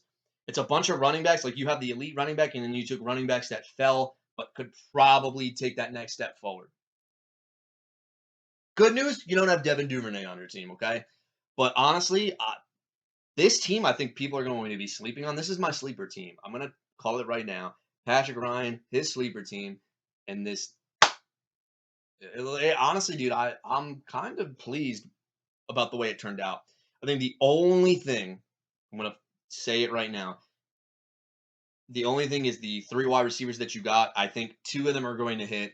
I think one of them is going to be a pain in the ass, but you're probably just going to have to stick with it. But you do have a lot of depth and starter viable pieces. If Javonte Williams gets hurt again, Samaje Perine becomes an RB2, and then you're looking at a team that has a lot of volume going on the running backs. And believe it or not, well, actually, I can't say the Broncos are a good offense. That's to be determined. Oh, I didn't even mention Freiermuth, who was a decent pick, but I don't like. Ew, wow, they're really low on his projections. But I'm not huge on taking tight ends early, if you know me. Patrick, I think you did a really good job, buddy.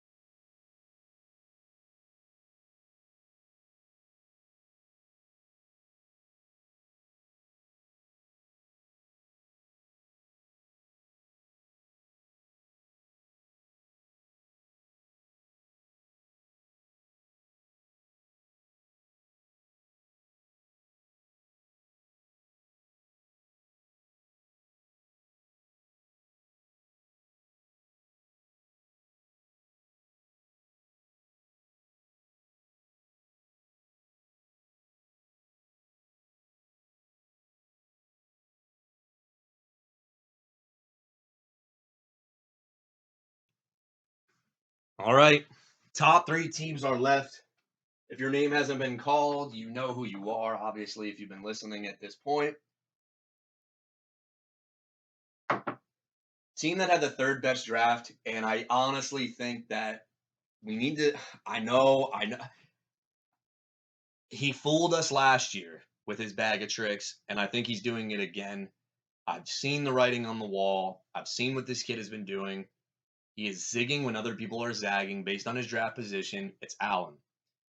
Allen has the 3rd best draft. Harsh is making a very, very good claim, and it's hard for me to fight it. Allen has had a top 3 pick the last 4 years, and I think that's why his teams have been really, really good. Nothing I can do to control picks, but he's working where he's at in the draft, and that's what you love to see. You go your boy Ja'Marr Chase, who is probably going to finish as either wide receiver 1 or wide receiver 2 as long as he's healthy. And then you stack running backs, just like you did last year. Jahmyr Gibbs is on a good offense. Guess what? Jared Goff does not have a lot of receivers he can rely on. This guy's going to get a lot of catches. Goal line work, probably not, but I like the volume. Travis Etienne was a guy that I think people were low on, but then they've come around to it. I think Tank Bigsby will be sprinkled in. I think Tank Bigsby is really good. But Travis Etienne will get volume. Not only that, you also got Kenneth Walker and Alvin Kamara. Now, for the time being, you also took Keandre Miller with Alvin Kamara. So in that 3-game suspension, if Miller is getting a lot of work, there's your plug and play. I think that all these running backs have potential to finish in top. They have RB1 potential, every single one of them. That's what you love to see. Now Walker, I think is the biggest red flag. I love the talent, but bringing in Zach Charbonnet, I think what happened last year when Walker got hurt, they said, "Hey, we need to sprinkle in somebody else because this guy runs way too violent, and we want to sprinkle in another guy." I think that's why they took Charbonnet in the 2nd round. But what else I love about this setup again is that you have guys that you can rely on at the wide receiver two position. Jordan Addison is going to get volume right out of the gate. It's going to be Justin Jefferson on the outside. It's going to be him and Jackson Smith and Jigba. Only a matter of time until he overtakes either one of Lockett or Metcalf. Um, Anthony Richardson pick. Love that as well. You've got a lot. I don't want to say a lot, but the bench, Marvin Mims is going to have some upside plays. I don't know if you're ever going to start him though. Jaden Reed is another one. Keontae Ingram is. I think this is Benjamin part two all over again. I don't think he's any good by any means, but if they trade James Conner, like you have a starting running back on your team. Puka Nakua, just love the name. I'm gonna flat out say it right there. Alan, I'm gonna be honest with you, man. You're the only one in this entire league that actually did something different. Nobody copied your strategy. I think Alex is a little bit, but it's not even close. I like what you're doing here when you say, you know what, I'm going to get my elite wide receiver. Let me just hammer running backs. The only thing that's going to suck, the downside of this team is if half your running backs that you took early wind up busting early on, because the thing that's going to suck is you obviously don't have the receiver depth to back that up right away. I think Jackson Smith and Jigba and Jordan Addison will eventually come along as the season progresses.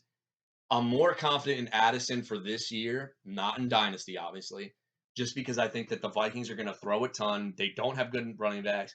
I mean, they literally had to claim Myles Gaskin off of waivers. What does that say about Alexander Madison and Ty Chandler? Ty Chandler I like in real life, but this is a throwing first team. So you just cannot. But the thing is, you got Alvin Kamara coming back. So if you do go 0-2 or 0-3, then you plug him in, and whichever running back is pissing you off, you bench. But I got to be honest with you, like after what I saw last year, I think we all laughed at you. You knew what you were doing, so I'm not gonna laugh at you again this time. And by the way, last year you took guys that were going, you could have waited on, but you reached like 3 rounds on every single run of them. This year, I think you took guys at appropriate ADP. I don't think you had any reaches. I love Jahmyr Gibbs. I like Travis Etienne. Kenneth Walker is a great value play, and then you also had a Alvin Kamara, which was a great value play as well. It was a guy I was targeting. You took a lot of my picks at certain rounds. Just curious. I don't know what you're seeing in the Green Bay defense. I know on paper it looks like they're stacked, but like I don't trust them. Like I feel like every year they have good players, but they just never put it together. Maybe it's a coordinator thing. I don't know. Alan, I expect this team to be in the playoffs yet again. I will give Vintage Harsh some credit though, because I think he's saying that your success is attributed to where you pick. Harsh has said this 10 years ago, and we all laughed at him.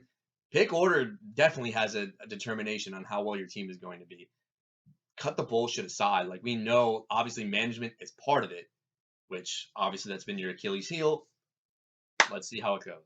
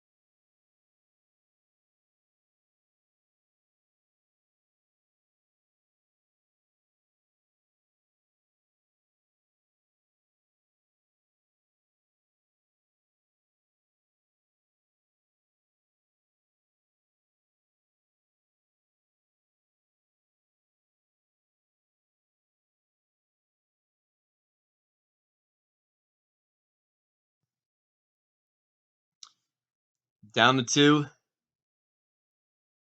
Two teams left. Second best draft goes to none other than a man with 2 rings. He's part of the exclusive 2-ring club. He almost got his third last year. Mr. David Sutton. Full disclosure, now that the draft is over, I thought you made a huge mistake trading for 2 first-round picks and then not picking until the late 4th. This did not affect you, dude. Holy crap. I think you knew who you were targeting at certain rounds, and you had some value that definitely fell to you, and this team looks amazing. Love it. I honestly, especially with what you did in the draft, I would give this draft an A+. I'm not even kidding. Tyreek Hill with Cooper Kupp. The only thing that is going to prevent this from not hitting is, knock on wood right now, one of them goes down. Obviously, Kupp is the biggest injury concern. But if both of these guys are healthy, dude, this is a scary lineup. Then after that, you said, okay, let me get the running backs. J.K. Dobbins and James Cook. I like both of them. James Cook was either he's the one running back I think people were either totally in on or totally out on. I am 100% in. Like, I understand that they have Damian Harris. I don't even know if they kept Latavius Murray, but even if he doesn't get the goal line plunges, the guy is going to get valuable touches. Probably not goal line, but he's got breakaway speed as well. And he's playing on a good offense. J.K. Dobbins is the same way I feel about him. Dobbins last year, guys, especially when Lamar was out, dude, he was tearing it up. I think he was a good value. I think the only reason the uncertainty about how much he's practiced within the new offense, that's kind of a big question mark. But we're not done. You also got DeAndre Hopkins and Gabe Davis. I love this setup. Hopkins, I think, look, he is the one guy that we're going to look back and everybody's going to look at themselves when we talk midseason and be like, how the fuck did we fade DeAndre Hopkins? Because he was a guy that I could have considered at one point. Projections are very low on him. Dude, bottom line is this. I understand the Titans offense is boring, but this guy still finished as a wide receiver 1 in points per game. The icing on the cake, though, is having Gabe Davis as that last flex. If you need to tell me Tyreek Hill, Cooper Kupp, and DeAndre Hopkins do the thing, and this guy catches deep bomb, I don't care who's playing him. You're not winning. You are not winning this matchup. That's where Johnny effed up. Johnny should have been in on Gabe Davis. But I love the way this team is set up. Oh my God, dude. I don't know how you did it. Oh, and not to mention the fact we've got upside at the tight end position in Kyle Pitts. And not to mention the fact that we have Trevor Lawrence, who could finish as a top 5 quarterback. So when we look at it, you have 2 wide receivers that are going to finish in the top 5. Check. You've got a quarterback that has top 5 potential. Check. You got a tight end that's going to finish as top 5 potential. Check. And then everything else could finish inside the top 20 at their respective positions. Well, it doesn't take a genius to figure out that this team has massive amounts of upside. I think as far as upside is concerned, this team is number 1 in the league. Don't at me right now, Johnny, if you're listening, because I know David is probably showing you this right now and say, hey, did you hear what Nick said? He's probably rolling his eyes, probably saying, fuck Nick. No, dude. Johnny, if you're listening to this, you need to trade for Gabe Davis. I know I've said it on yours, but, dude, this is a great team. And by the way, we're not done. Let's go to the bench. Javonte Williams on the bench. The fact that you don't even have to start a guy with that much upside is great. My analysis on Javonte Williams is this. I think he is going to be put in that situation. He's like the start of the Rachaad White tier. And what I mean by that is maybe Rachaad White's not talented, but Javonte Williams is. But their run blocking was horrible last year. But the amount of targets this guy saw, I think him and Samaje Perine might split 7 targets a game. Could happen. Romeo Doubs, dude, I think that the Packers offense isn't going to be that bad. And I think that he's a good complementary piece to Christian Watson, Jerick McKinnon. You know this guy's going to show up sometimes. Jeff Wilson Jr. This is another W for you, David, because Jonathan Taylor did not go to the Dolphins. It's going to be Raheem Mostert, Jeff Wilson Jr., not Devon Achane. I think that Devon Achane is probably only used for passing downs. The only way we're going to see him is if one of the two, either Wilson or Raheem Mostert, goes down. They got rid of Myles Gaskin, which means that Achane is probably the number 3 running back. I don't know if they kept Salvin Ahmed, though. I know Harsh is always a big fan of his. Richie James Jr. My money, if you had to ask me which Chiefs receiver, if I had to pick one is going to have the breakout year. I think it's Richie James Jr. I think his skill set fits perfectly. If Tony cannot get ready by week 1, all Patrick Mahomes has to do is say, yo, I like this guy a lot. MVS is the one-trick pony. We know that. I think talent-wise, it should be Justin Ross, but I think he's buried already he's like the number 5 wide receiver. DJ Chark, you're going with your deep threat buddies again. Sam Laporta, some upside. Oh, and you got your Eagles D. I feel like you have them every year. David, if you're asking me anything I don't like about this team, you're not going to find it because I think what you did a masterful job. This is a round of applause because I love what you did here, dude. This has to be, like I said, one of the best. You nailed it, dude. When you trade out of 3 rounds in the middle of the draft, dude, I'm not going to lie, dude. I thought this was a shitty fucking move. But it worked out. It worked out for you, dude. And I will be honest with you. I would be 110% surprised if this team did not make the playoffs. David Sutton, congratulations.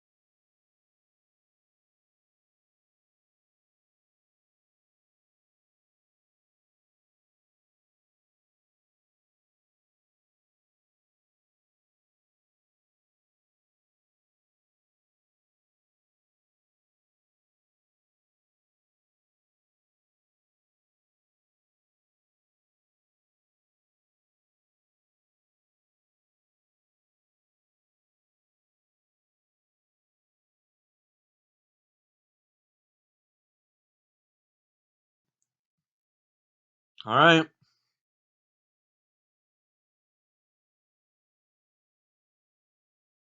Yeah. We're going to take a dramatic pause because we know who it is at number 1. Nobody, even Yahoo already. The best part about this whole thing is that Yahoo hasn't even said who had the best draft, or everybody's draft report cards aren't out yet. But they already said, "Oh, this is the best team." The fact that even they can look at it and say, "Dude, what the hell, dude? This isn't even fair." Rob Coffey, yep, I know, dude. I know you want to be humble about it, and you say I hate being the hype team, but dude, I don't know. Maybe something in the rum punch that everybody had, and maybe yours didn't, but literally everything fell to you, dude. Justin Jefferson falls to you at number 2. Davante Adams, we get it though. There's a reason why he fell. He is the biggest red flag out of the elite tier because who know he's either going to quit on football or get traded. But respect it for now. Devonta Smith and Christian Kirk. That's a great receiving core.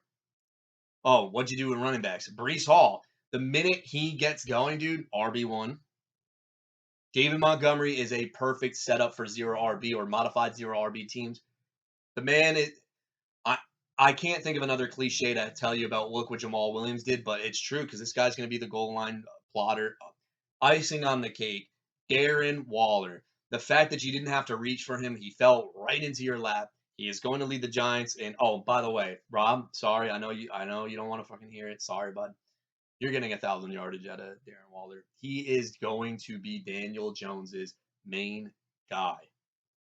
Oh, we're not done yet, Rob Coffee. What else fell to you in the 9th round? Joe Cool, Joe Burrow. There's one thing I don't like about this team, Rob. I'll say it. Quentin Johnson sucks. But let's move past that. Tank Bigsby, love that pick. Tajay Spears, love that pick. Chuba Hubbard, in theory, I like it because Miles Sanders will go down, but I do think that he's a low in RB2. So like he's going to be like a 10 point a week guy. I know he shows flashes, and I actually think that again, I was been a fan of his. If you could told me you got the number one wide receiver on a team in like the last pick of the draft in Isaiah Hodgins, I think that's crazy. Tank Dell, he might just be a floor guy. Yeah, I see you on Evan Hall. I'm not big on that guy. Oh, and in Pittsburgh Day. Well, Robert Coffey. Look, dude. Sorry if you got the harsh curse, and if you think I'm going to be the curse of this bullshit too, I guess, but just live with it. People are projecting you as the best team. I think you and David are hands down number 1 and 2. It's not even close. Well, I love what you did here, bud. Everything just fell into your lap. Everything just fell into your lap. That's because Coffee chance. He doesn't really. But look at that. Look at that.